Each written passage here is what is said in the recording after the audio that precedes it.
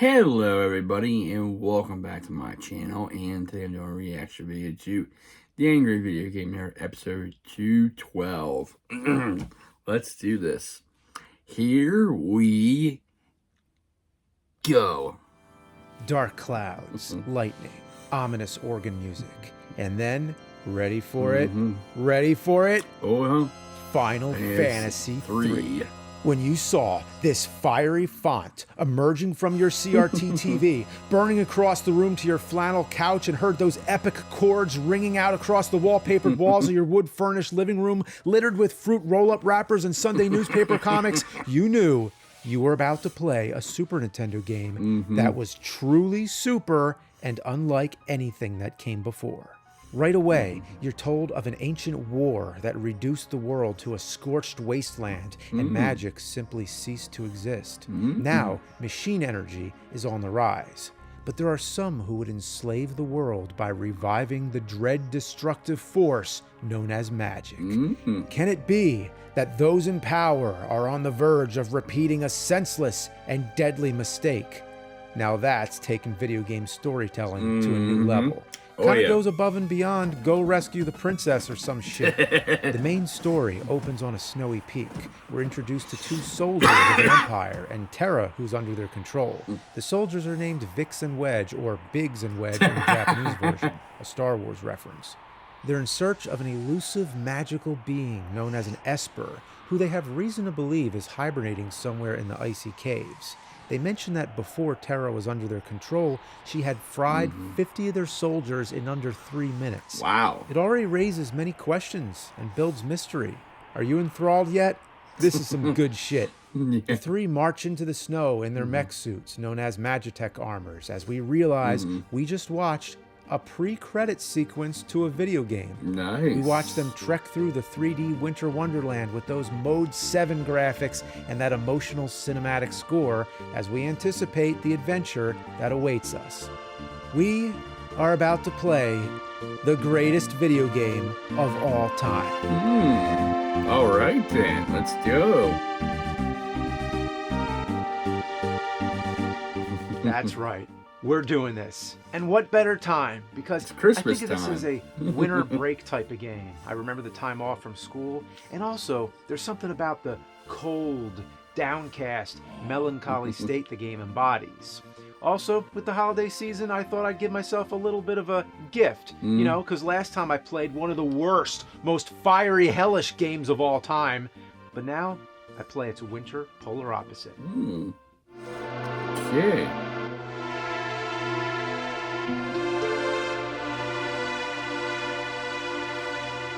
But with good games, sometimes there comes a different kind of trauma. Let me tell you a little story here. As you probably know, this is not a game you just pick up and play for 20 minutes before you hop on the school bus, or even a couple hours after you've done your homework. This is a game that you chip away at over several months. It's a work in progress, a hobby of sorts that you invest yourself in.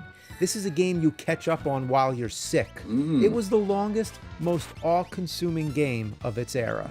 It came out in '94, but sometime I'd say by the summer of '95, I had finally made it to the final area, Kefka's Tower. The finale was in sight. My heart was pounding, my pulse was racing. I was approaching the end of the most epic gaming experience of my life. All of a sudden, the game froze. Oh, no. The screen broke up into glitchy colors. No. Through decades of foggy memory, I'd say it looked something like this. I had never seen anything like that happen before, nor have I ever seen anything like it since. The game restarted, or I had to reset, I can't remember which. The opening scene replayed, which shouldn't happen, so that was a bad omen. So nervously, I waited until I got to the first save point, and there, sure enough, all my save data was erased. Oh, no. That's the worst. All that work. True story. Gone. I was definitely an angry nerd that day, especially for a kid with no real-life responsibilities, no family support, nothing like that. No, having your Final Fantasy game erased was a big fucking problem. And that was how my childhood experience with that game ended.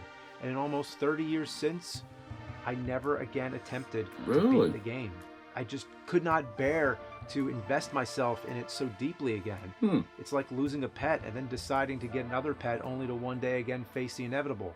Yeah, That was fucking sad, I'm sorry. But that theme of loss is commonly cited as being a big part of the game's storyline.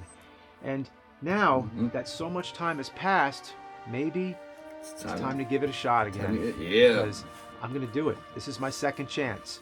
Really? I'm going to complete my childhood. Let's do it.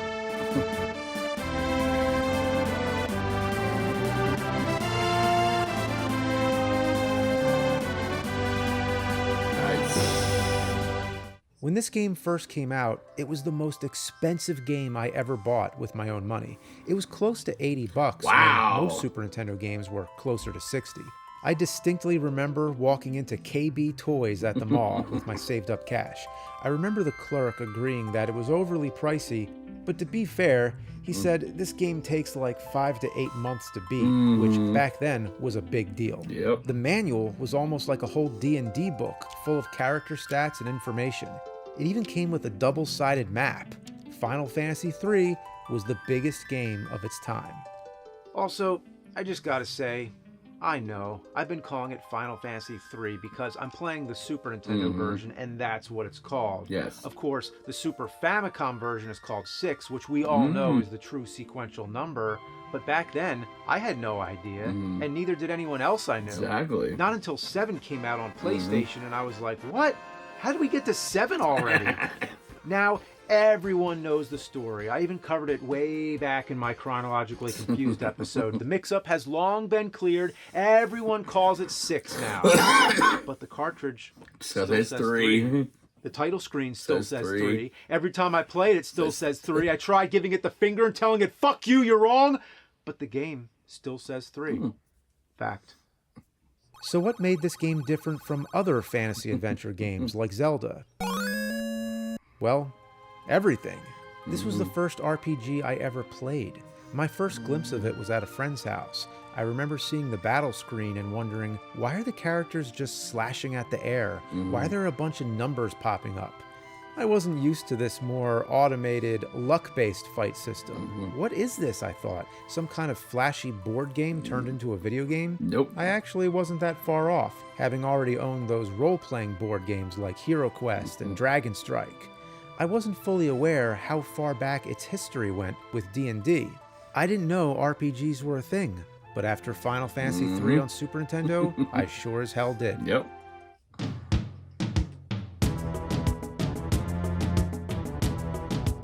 Nice music. Anyone who's played the game knows how it works, but basically, you build up a large ensemble of heroes. You travel through towns, caves, and dungeons, collecting items, fighting monsters, meeting people, gaining spells and abilities, and steadily advancing the storyline. On paper, it's like your typical adventure game, but one of the things that made it so extra special for the time was the massive amount of weapons and accessories to equip yourself with, and all the magic and skills to learn. Once you start acquiring the espers, you can assign them to characters so they can learn certain spells as you go on. This all gives the player the freedom of customizing your characters however you see fit and trying out different combinations of abilities. Speaking of customizing, just the fact that you can name all of them was a fresh concept. Nice. Sure, you could do it in games before, but not with that many characters. There's also lots of parts where the characters split up into multiple groups, so you get to pick who goes in each group and who leads. The characters are really the core element of why this game was so groundbreaking. Never had there been such an amazing ensemble, all with their own unique personalities and rich backstories. The camaraderie of these characters really shines through. It's all about building the team. It's Wizard of Oz. It's Lord of the Rings. Over the course of the adventure, you come to know them, almost like real people. And the fact they can achieve this with little pixelated sprites and minimal graphic technology is a major accomplishment. Yep. Passion always comes through in spite of limitations. There isn't even a clear main character. They all seem just as important. If I had to pick one, I'd say Terra, whose father was an Esper, which is where her gifted magical abilities come from. Much of her story is about trying to find her identity and place in the world. Having fought on the Empire's side through mind control, she now tries to rectify that by fighting alongside the heroes. Celeste, or Celis, also used to be on the Empire's side and has been genetically powered through magic. She eventually turns against the Empire. Locke is a thief, or treasure hunter as he prefers, who's bitter after his girlfriend was killed by the Empire. He eventually has a romantic yet complicated relationship with Celeste. Edgar is the king of Figaro who pretends to be in alliance with the Empire, but is really on the good guy's side. And on top of that, his entire castle is set on fire. So he's also had his share of tragedy. He's a little bit sketchy, though. What the fuck? Sabin is Edgar's brother who leaves the royal life to be free. He looks like Guile, and his blitz moves use similar button commands to Street Fighter. Cayenne is a samurai-type character. His town's water supply was poisoned by the main villain Kefka, killing almost everyone, including his wife and son. Shadow is a more mysterious type of character, a ninja assassin, an outlaw vigilante. He has his loyal dog by his side, and he always comes and goes unexpectedly. The best is when he swoops in to help during a key battle. Gao is sort of a Tarzan-type character, living in the wild, raised by animals. Maybe that's why he scoots on the ground. Ugh, like when your pet leaves those shit comets. There's also Setzer, the Han Solo-like gambler with the fastest airship, which happens to be called the Falcon. There's the little kid Realm and her surrogate grandfather Strago. There's Golgo with the power of Mimic. And Umaro, the brute Yeti, who's so physical, he actually throws the other characters. Look at that. And my favorite is Mog. What's his deal? Well, he's a Moogle.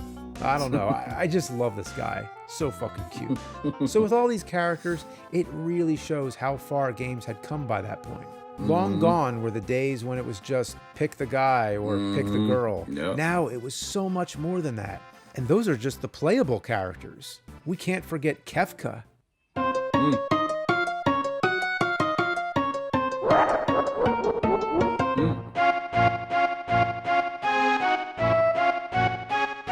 Kefka is possibly the greatest video game villain ever conceived. He suffered from an experimental magic infusion by the Empire, which made him go insane. After rising to power, he's become a psychotic tyrant who is hell-bent on senseless destruction. He backs it up with cynical, pessimistic ideology, making statements like, there's no point of clinging to life when everyone must eventually die. The dude is messed up. Kefka has caused so much turmoil and given all the characters their own individual reasons to consider him a mortal enemy. Despite ripping the world apart, he brings these characters together with a common goal. So the game is very heavy on characters and story, and that usually is the most discussed aspect of the game. As far as the actual gameplay goes, it's innovative as well, but does it have some flaws? Sure, probably. But in this context, they are forgivable, especially given how pioneering this game was. The random encounters on the overworld screen can get a little annoying, and the leveling up and grinding can sometimes feel monotonous, even though the combat screens are so strangely addicting. Leveling up to max can not only take an insane amount of time, but can also make the game too easy. Also, when you're in a town, sometimes people can get in your way. Come on! Come on! Oh, no. Move your ass! Come on, dude. Come on, get out of my way, you fuck! Oh, no. Come on. Out of my way. Walking in general can feel a little clumsy. You can't go diagonal. Squaresoft later corrected this with Chrono Trigger. Man, now that's a fucking good game too. Maybe that's the other greatest game of all time. The movement is much smoother. I also like how you can see all the characters following you. But in Final Fantasy, they all sort of combine into one character. I never understood that. You know, one time I was working at a convenience store and this guy came in and then he like split up like his body like divided into 4 people. Wow. Yeah, turned out he was with his family. It is cool that the game shows you how much time you've put in, although I don't know how accurate that is because that's a lot of minutes to leave the game on while you're not playing. Also, why does it tell you how many steps you've taken?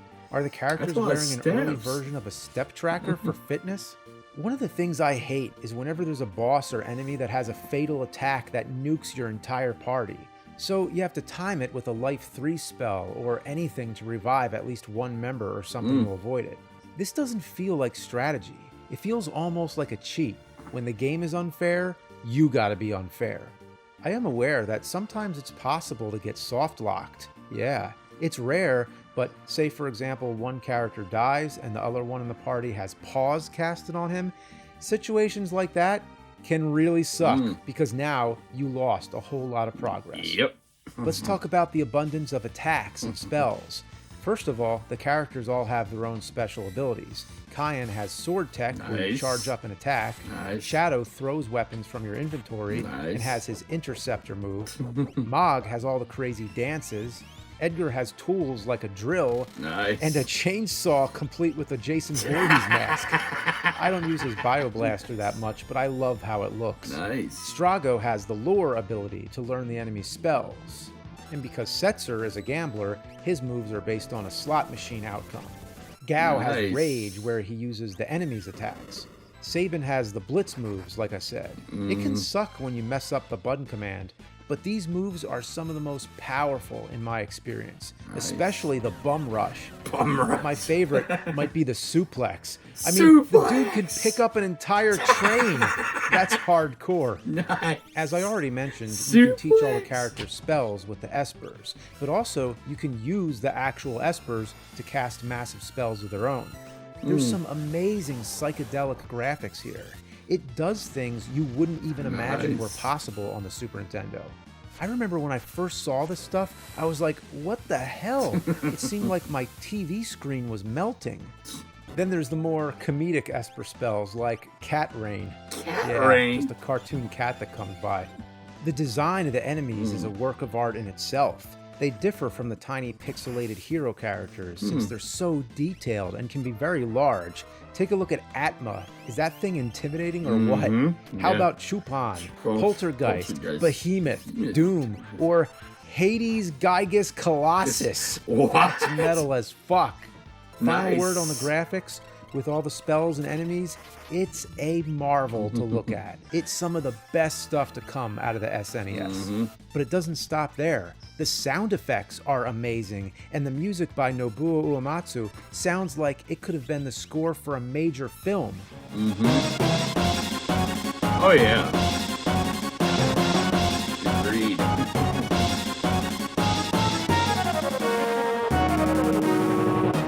There's been lots of great video game soundtracks up to this point, but this took it to a whole new level. Some of the best music is featured in the opera scene. And speaking of that, this is one of the most memorable scenes. Fans have praised it for its storytelling and its epic nature. There's no denying what an ambitious achievement this was for gaming. But the actual gameplay, my God, this is the most tedious part. So basically, in the story, you're Celeste taking the place of Maria, an opera singer. The whole thing is a scheme to trick Setzer to get him into your party. But anyway, what sucks about it is you have to remember the song lyrics, which you find prior to that. But if you mess any of it up, you have to start all over again. And there's about 30 minutes of a stretch where you can't save the game. As a kid, you did not want to get called to dinner or get interrupted in any way, or God forbid have a power outage. Back then, before autosaving and sleep mode, and before the internet existed as we know it today, we would often get stuck and had to ask friends to share information on how to get through. Not even Nintendo Power offered much help to this game. I mean, how could it? But let's talk about one of the game's most pivotal chapters of all. It happens after Kefka opens the gate to the Esper world, which causes a major geological event where the entire island becomes the floating continent. The group drops from the airship onto the island and proceeds to embark on a massive dungeon-like sequence, navigating through an elaborate and unstable maze of crumbling areas and teleportation holes and fighting all kinds of difficult monsters. The fact that I have to gloss over this part of the experience says so much about the importance of what happens next. At this point in the game, you've played for so long, you would be more than satisfied if this were the final confrontation. Doesn't it seem like it? It's not. Kefka kills the Emperor, officially making himself the head villain, and he unleashes the power of the gods. If this were an Indiana Jones movie, this is where the villain would be destroyed by their own recklessness. It has all the formula of a classic confrontation that would be followed by a final peaceful resolution, but no. Whoa! You race a timer to leave the continent, and when you reach the edge to leap back onto the airship, you're given the option to wait for Shadow, or else you permanently lose him. As if you're not already shitting your pants, this guy makes you run the timer down to almost the last possible fucking second. After this, we witness a global catastrophe unlike anything before in the game. The ground rips apart, people fall into earthquakes, the airship is torn in half, everyone is scattered and lost, and then we're met with a black screen with a simple line that resonates so much. On that day, the world was changed forever. Imagine playing this as a kid, back in the day, before the internet as we know existed, and we didn't know what was going to happen next. I mean, this could be the ending, it could just be one big miserable downer, or we could be nowhere near the end. Celeste awakens on a small deserted island being cared for by Sid, who's like a parental figure and has a lot of history with the Final Fantasy series. Anyway, after she gains consciousness, Sid succumbs to his own sickness, and you need to care for him by catching and feeding him fish. He can either live or die, which doesn't change a whole lot with the outcome of the game, but if he dies, you witness the most depressing scene of any game I've ever played. Celeste goes to the top of a cliff, reminisces about Locke, and how everyone's gone, and with nothing left in her life, she tries to end it all. Really? Looking back, this is the darkest and most shocking thing I've ever seen in a game that was played by kids. But Celeste survives, finds out Locke is still alive, takes a raft, and embarks on a new quest. By going in such a dark place, the game is able to make a point that no matter how bleak things seem, there's always hope. When you think about it, this is why Kefka is such a relevant antagonist, because he thinks life is meaningless. He uses his own trauma to spread despair and bring down all the others. He tries to make all the other characters give up. Do you want to give up? No. After how far you've come? No. Hell no! Even though you've lost everything and now have to find where your friends have gone, collect all new items, and explore the transformed landscape, which is now called the World of Ruin. This idea was not a brand new concept. Zelda: Link to the Past had a similar idea with the light and dark worlds, but the way it's done here is entirely different and more relatable. As you go on, all that talk of the previous world and how things used to be makes so much more sense as an adult. As a kid, how are you supposed to reminisce on the good old days? You have to grow up and experience life first. So for that reason, what I'm trying to say here is that not only does this game hold up today, it's actually better as an adult. Jeez, all that talk of how the world went to shit is eerily similar to what happened in the spring of 2020 when it wasn't even possible to function in the same way or do the same things. But we made that climb back. We restored. We're fucking back.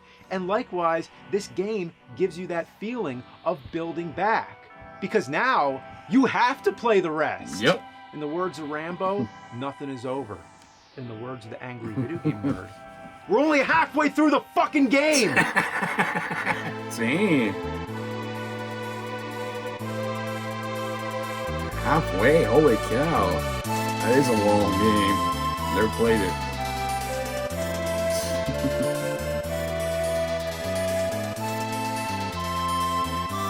Nice.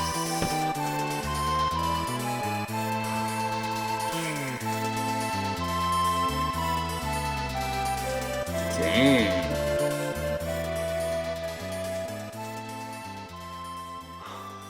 Clear to how? Holy cow. Like the Ghostbusters level of the stairs. Look at all these stairs.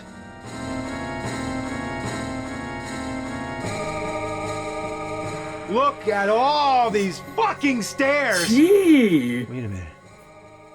I'm having a flashback. I said it. When we get to 20, tell me. I'm gonna throw up.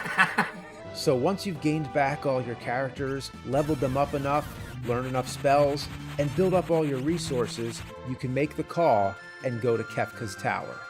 You divide into 3 parties. The choices you make are crucial because each group is going to be taking an entirely different path. You're going to have to survive through many battles. So unless you spend enough time grinding, you might end up with one party that's way weaker than the others. So hopefully you have their powers spread out wisely. This is it. The final challenge and the place where my game glitched. Remember that theme of loss? I lost my whole fucking game, and now it's time to get it back. Let's do it. Nice music.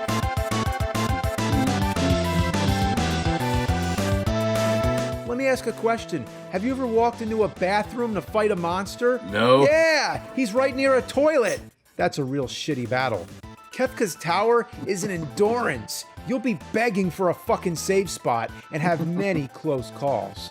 Oh man, I hope it doesn't glitch again or anything else happens.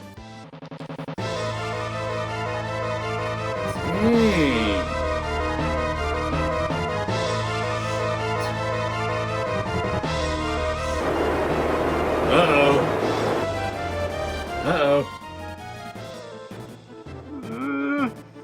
Get to save me. No!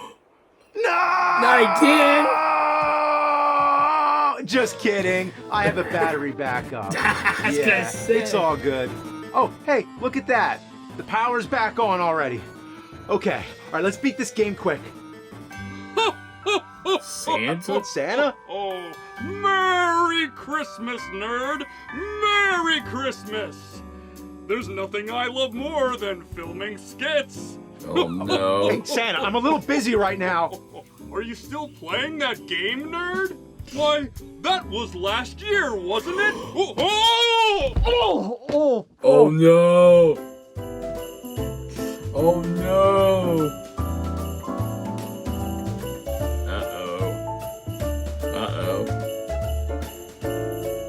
Oh, well, you could use a break from that game anyway, right, nerd? You know, you're right. I could use a break. Santa, Santa. Oh, come sit on my lap, little boy. Well, actually, I'm gonna sit you on your fucking lap. Oh, I knew that was coming. You take a fucking break. You're cold Christmas, nerd. Damn. Oh man. Not again. He erased it all too? Oh, what the fuck? Oh, no, that's it. No. I'm not letting this go. I'm going to beat it right here, right now. Damn.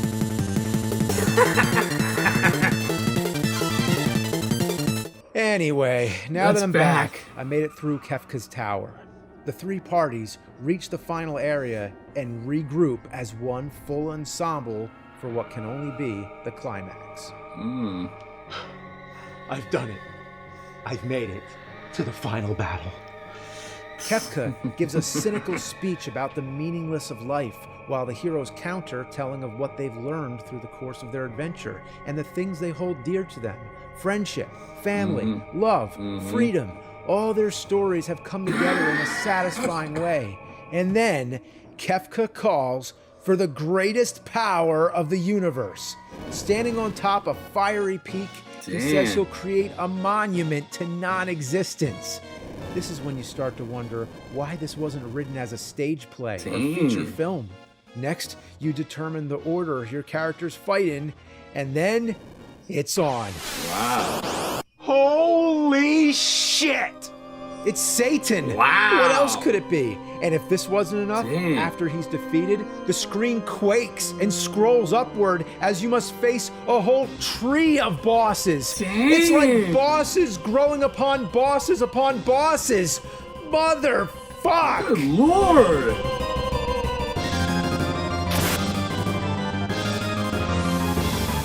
Oh my God! What is is this all supposed to be, anyway? It's like you're fighting Renaissance art. It's as if Michelangelo's The Last Judgment came to life and tried to kill you. And the haunting choir and organ music gives it an epic biblical effect. Some have even said the 3 tiers of bosses represent hell, purgatory, and heaven. Dude, if you have to fight hell, purgatory, and heaven, you better just call it a day. Yeah. And we're not even at Kefka. Dang.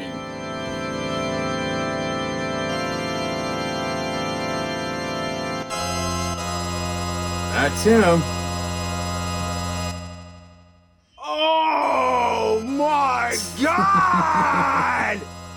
This is not Kefka as you'd expect. No. After becoming so familiar with that clowny little sprite, now he becomes a wicked angel floating against a golden cloudy sky blasted with heavenly light beams. They went above and beyond to make this the most epic final boss in gaming history. And I can't stress enough that if you're not leveled up properly and have enough Life 3 spells, you're just gonna get wiped out in one hit. Dang. Ah! I'm gonna do it. I'm gonna do it. I'm gonna do it. I'm gonna do it.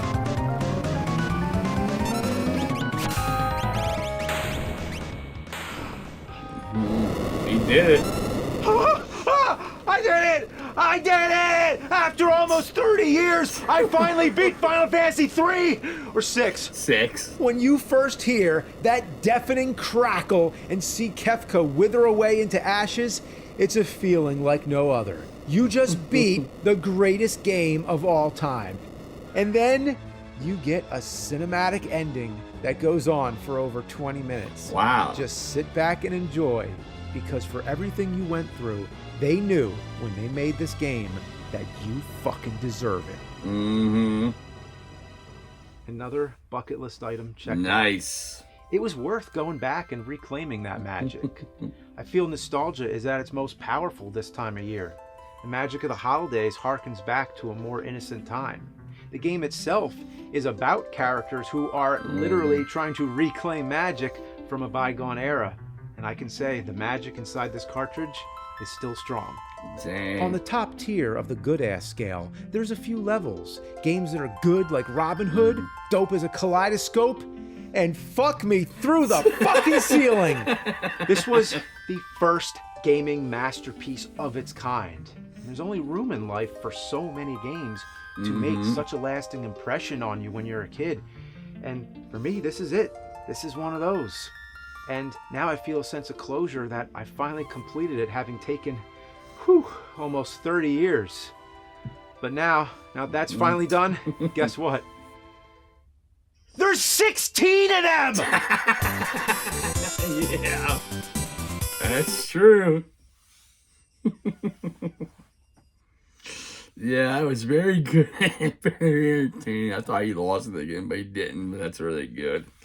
I hope you enjoyed my reaction to Angry VGN episode 212. If you did, please like, please comment, and also please subscribe to my channel. I really appreciate it. Shout out to James Wolf and everybody. Wolf and everybody at Cinemassacre for doing making the whole video and stuff, being involved. Shout out to them. I'll post a link in the description box below. You can give them a subscribe and check out their other content. Anyway, I hope you have a safe and wonderful Thursday, and I'll see you next time. Take care, stay safe, stay humble, and be a blessing.